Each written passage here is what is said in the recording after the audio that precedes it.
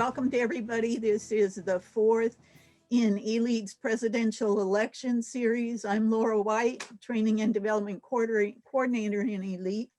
We've had three previous sessions. The first was preparing for elections, and the subtopic was voting rights and demographic trends. The second session was participating in elections, the Electoral College, the popular vote, and proposed options.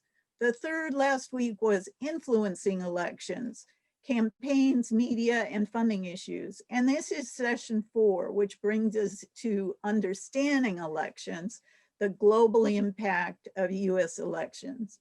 And I have exciting news. Your job is next after session 4. I went and voted yesterday. I got my sticker.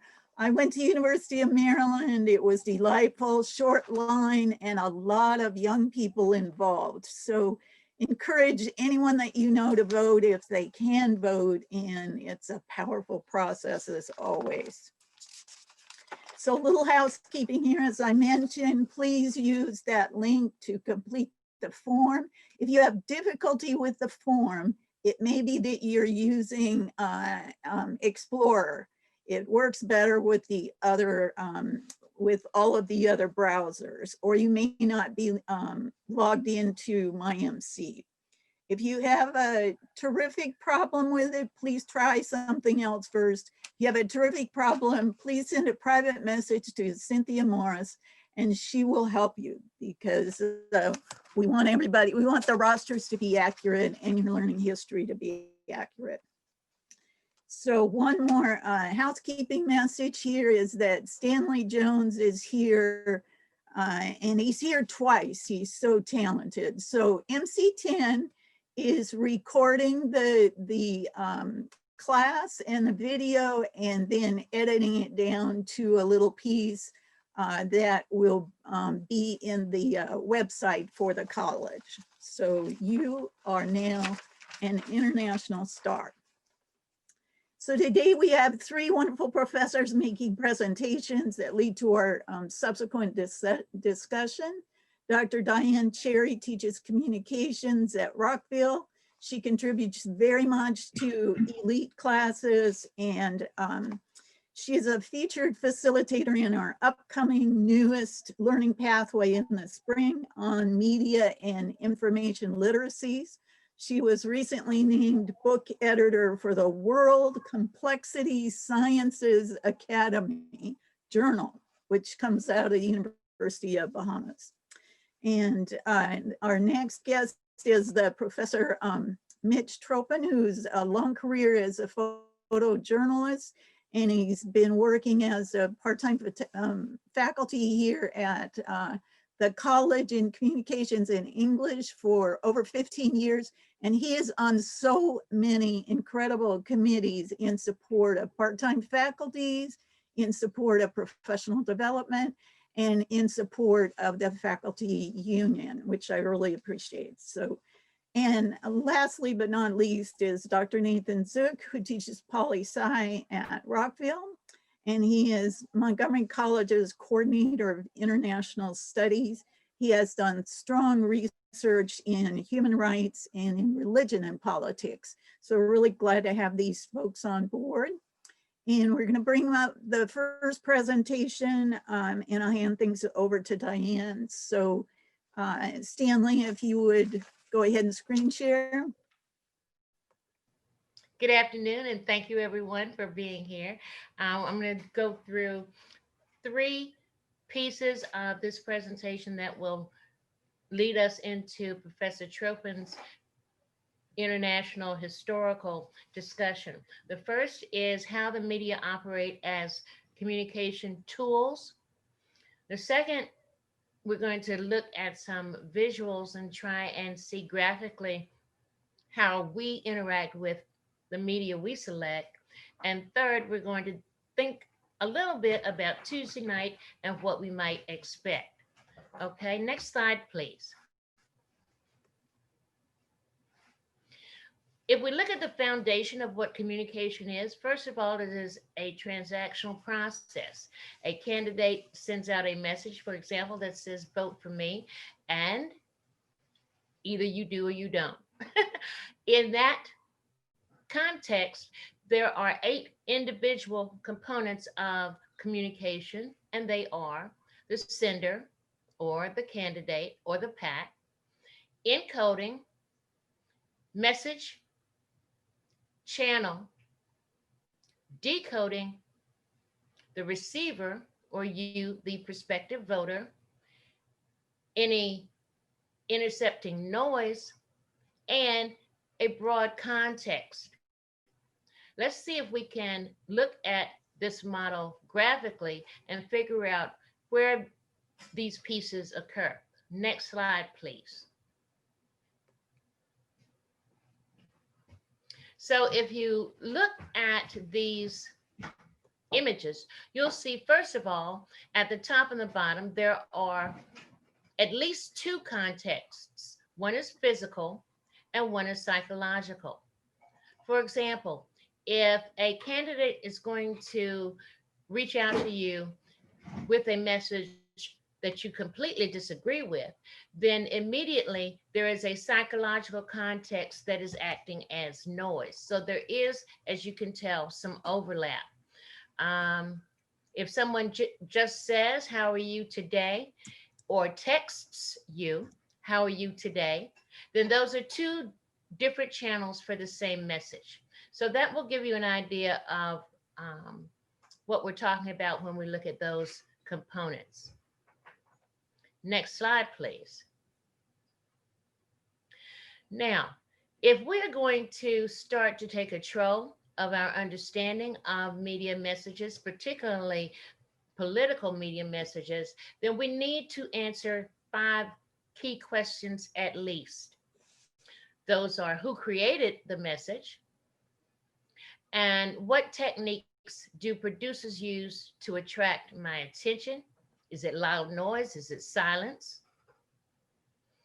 Third, how might different people understand and respond to this message differently from me? That is another attribute of the context.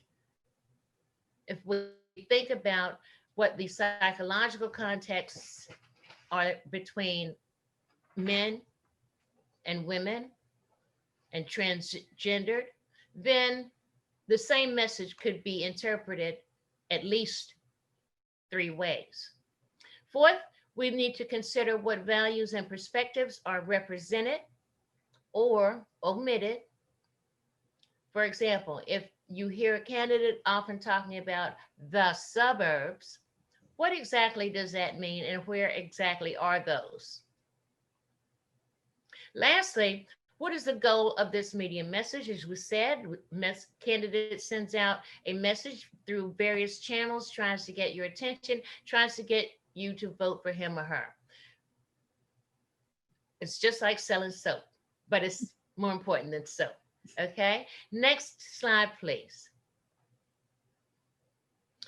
Now, you won't be able to see the intricacies of this graphic, but I do want to talk a little bit about where we place ourselves on the continuum from sensational to complex, as we see on the y-axis, and from very liberal to very conservative on the x-axis. Let's look at some of the issues at the top of this graphic. In the very center, we have something called mainstream. Well, mainstream could be NPR, according to this graphic, the BBC, Associated Press, CNN, varying by what is more complex or less complex, or more sensational or less so. To the right of mainstream, we have shows conservatism, hyperpartisan conservative, and conservative, ultra conservative. So if we look all the way to the right at the bottom, we see not only the Daily Caller, but we see InfoWars. And a little to the left of that, sort of spanning all three of those categories, is our dear Fox News.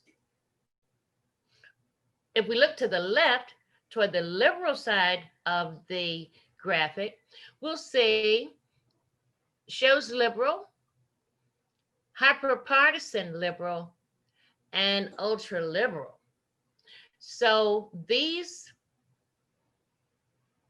media flow from the Atlantic down to, let's say, US Undercut. And then we have that same kind of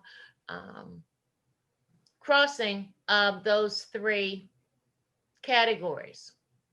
Hopefully, when you get the slides, you'll be able to blow this up and you'll see it a lot better.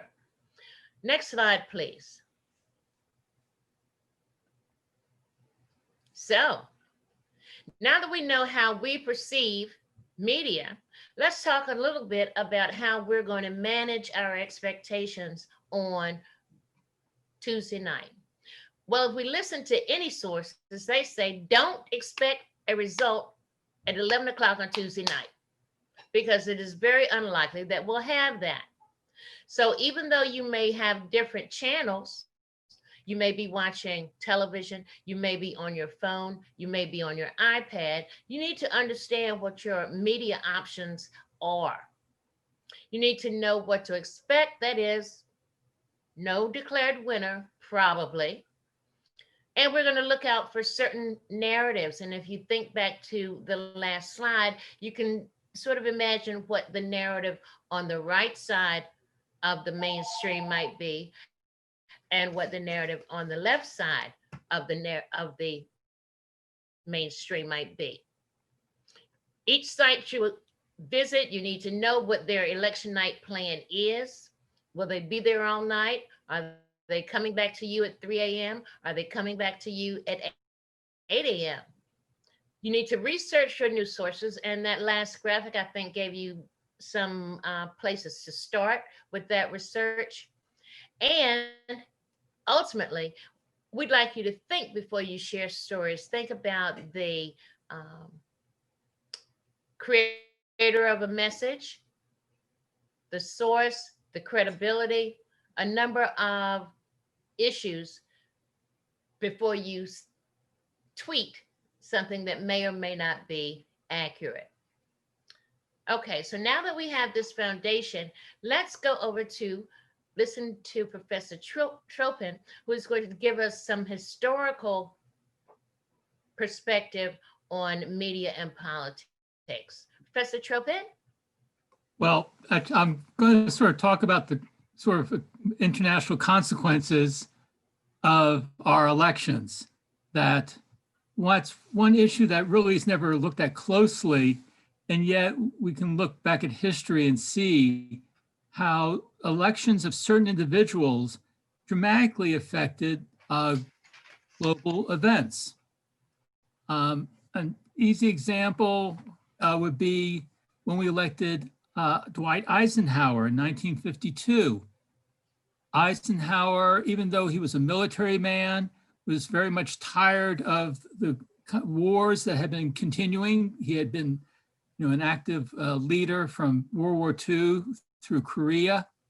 And he made the United States much more of an isolationist nation, not because he wanted to withdraw from the world, but he imagined that the United States and its people were tired. And that had tremendous consequences when in 1956, and I'm blanking on the name.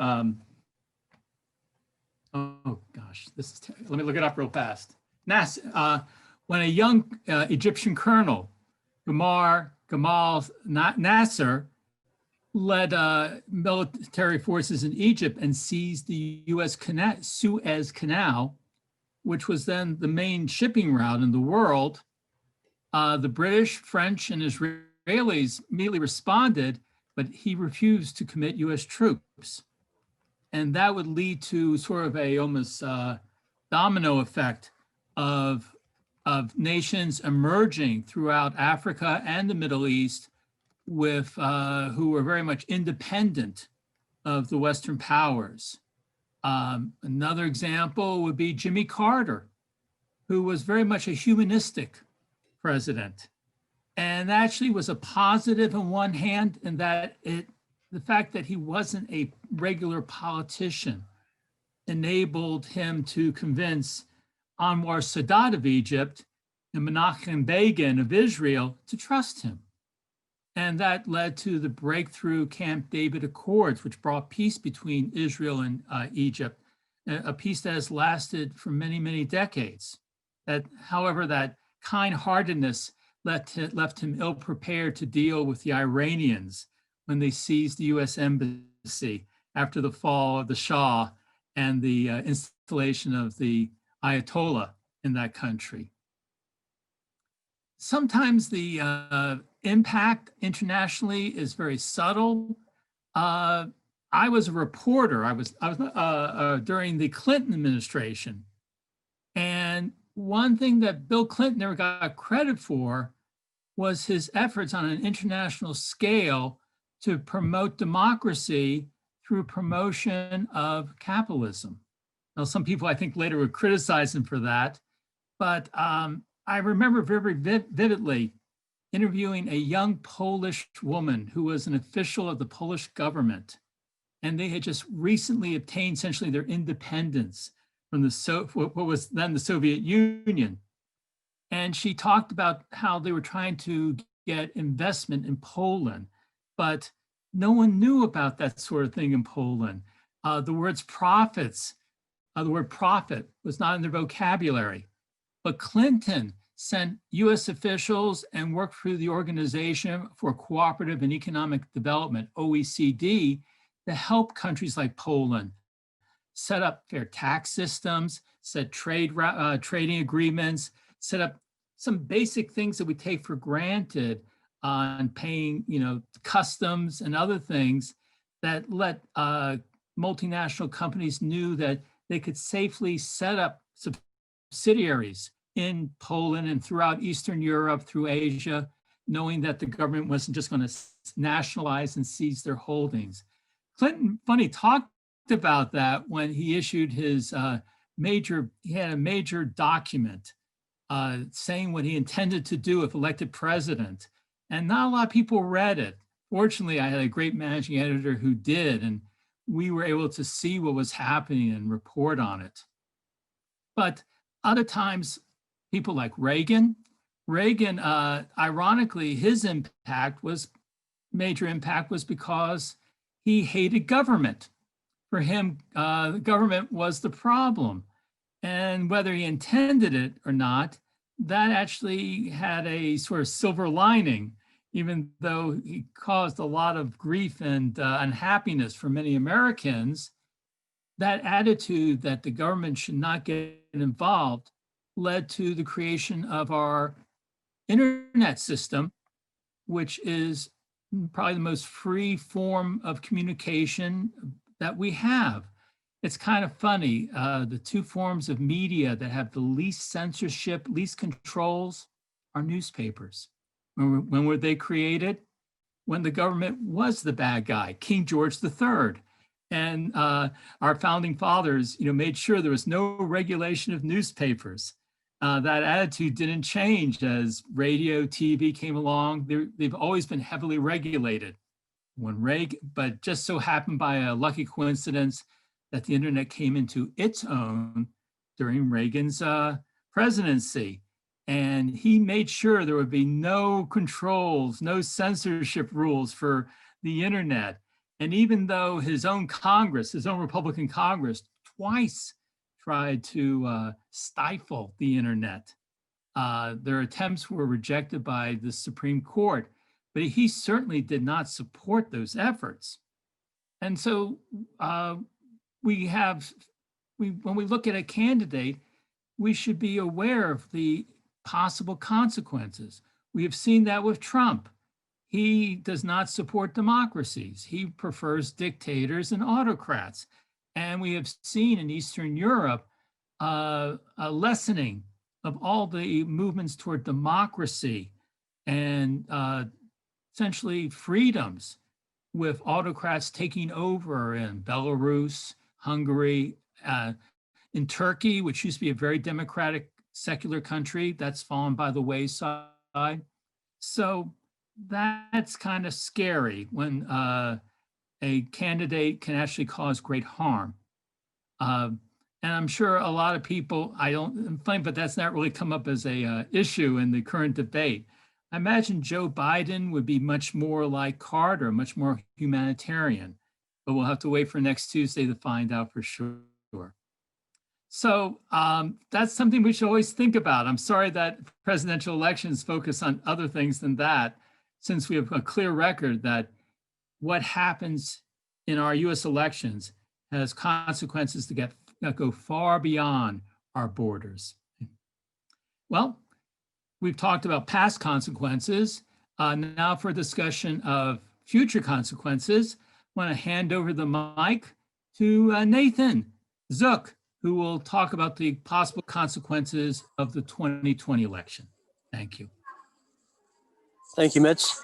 So you raised a good point here that a lot of people don't see maybe the impact of the elections on foreign policy. And the debates last week for the presidential candidates were to really focus more on foreign policy, but somehow that kind of got lost.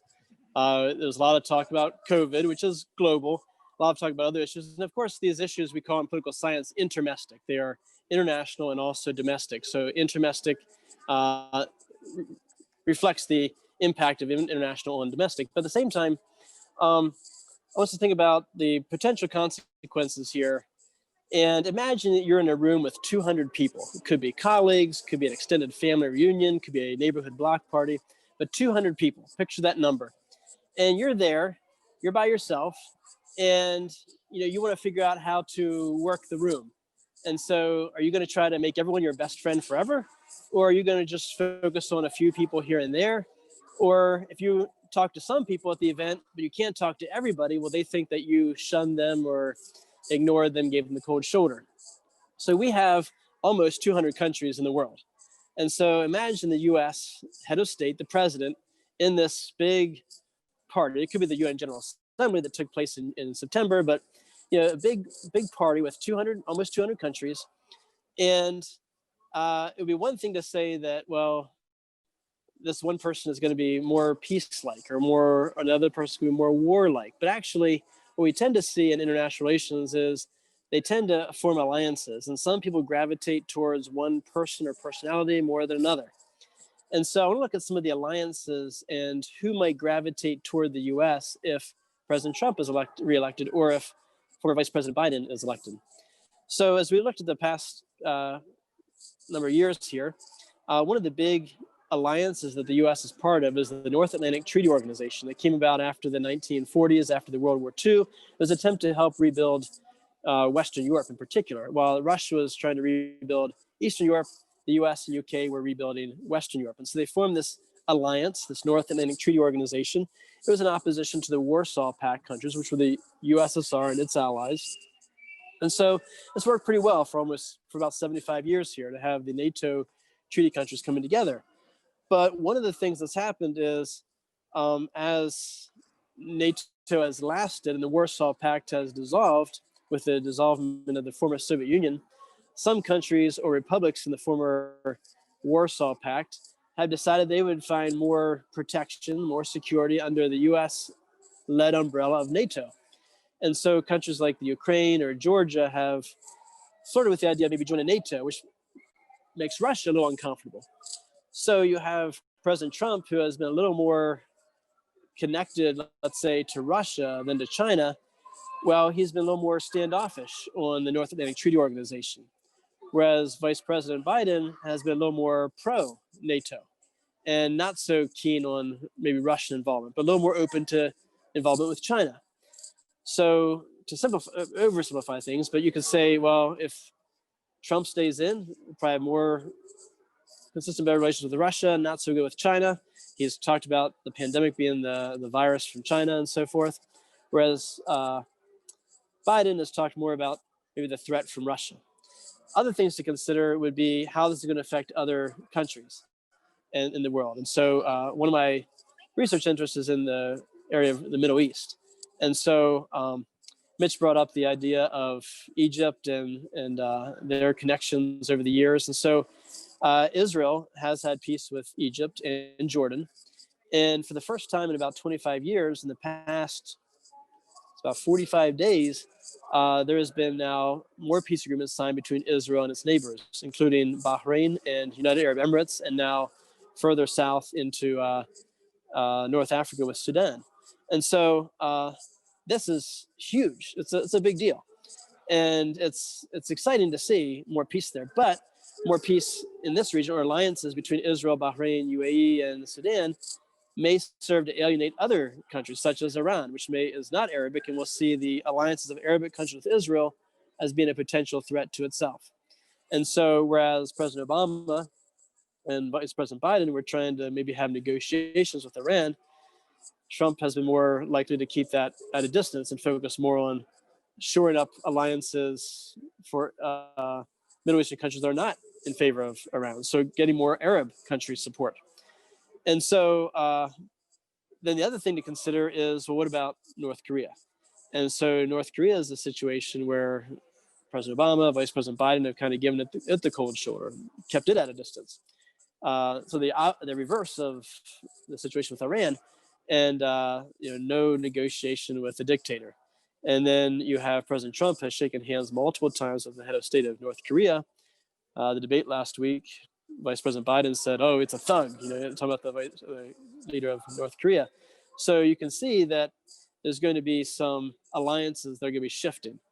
And what's interesting is nobody can expect the U.S. to be best friends forever with all 200 countries in the world, but you're going to be kind of choosing alliances at some point. And so the issue of are they democracies or authoritarian comes into play. So Western Europe is more democratic, and Israel is democracy, and so forth. So there's a theory we have in political science. It's the closest thing we have to a law. We don't have the law of gravity, nothing quite that strong, but the democratic peace theory we say is close to a law. And it's the idea that democracies don't go to war with other democracies. But democracies do go to war with authoritarian governments. And so it's not that one president between 2020 and 2024 will be more peaceful necessarily. It just depends on who we're talking about. So if it's other democracies, probably a little more peaceful with them, not so peaceful with authoritarian governments. However, that's where the North Korean handshakes seem so unique, because you would not expect that from democracies. So do we feel safer with North Korea's leader shaking our U.S. president's hands? Or I remember, when we first heard that North Korea had sent a missile into the sky, as far into the sky, into the atmosphere as it could go. If it came straight horizontally instead of vertically, it could have hit DC. So that's a little scary. So, we want to have him shaking hands, but what does this mean for our relationships with China or with Russia? So there's a lot of, big picture scenarios there as well. And so anytime you at your dinner party with 200 people, decide to go hang out at one table with one group, other people might get offended that you're shaking hands with them, sitting at their table. And so I think that's what we're going to see in the next year. This happens every 4 years, but there'll be new alliances, new countries will be excited. There've been heads of state that said they want President Trump to be reelected. Others are saying they'll try to mess up the elections if he does get elected. It goes back and forth. So really, we're looking at a series of alliances, and who your candidate gets along with will help to frame who the U.S. is going to trade with, partner with, alliance with in the future. Doesn't mean it's irreparable damage if they brush off some people and attract others. At the same time, the U.S. has a history of being a little more multilateral than countries like China and Russia. There's a little more, with NATO especially, the U.S. has a natural set of alliances that Russia and China do not have. And so it's a precarious situation. We can't just say, oh, who else would Western Europe trade with? Well, we don't want to completely give up on NATO. On the other hand, we don't want to irritate somebody who might send missiles our way. So I'll leave you with that. I don't know if that's a hopeful scenario or not. I'm trying to be balanced here in terms of looking at the two candidates, but just keep in mind that there's a lot of moving variables, and I think foreign policy should be at the forefront of people's minds. Of course, when they go to the polls, it'll probably be everything but foreign policy. I realize that. But at the same time, I hope that I've made the case, along with my colleagues here, that foreign policy is important. So thank you. I turn it back over to Laura, who will facilitate your comments. Great, thank you, thank you. This was multiple lenses to look at what's going on this very day and this whole period of time in the election, you know, to look from the media perspective, because that is international at this point. And if you speak languages in addition to English, you've been targeted in other languages as well. And there are influences being made from all over the world in terms of what we consider US sources. And Mitch provided just a taste of the perspective from history of what has changed significantly with different administrations. And then Nathan giving us, wow, what would happen internationally to tip one way or another. So I really invite anybody in the class to throw something in the chat, a question or a comment, or to unmute yourselves, or I'll go ahead and unmute everybody. And let's have a conversation.